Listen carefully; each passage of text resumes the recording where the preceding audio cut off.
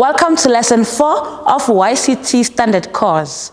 Today we continue learning about family members. 你阿姨有几个孩子?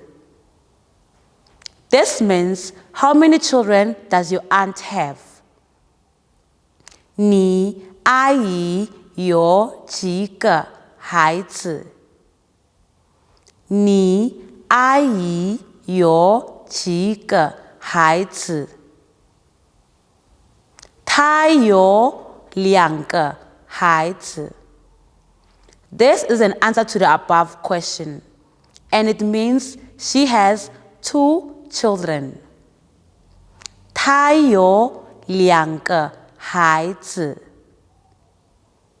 她有2个孩子.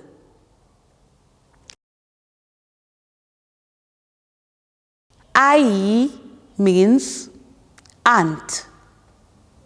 孩子 means children. This is the end of today's lesson. Please remember to like, share, comment. Hit the subscribe and notification button. See you next time. Goodbye.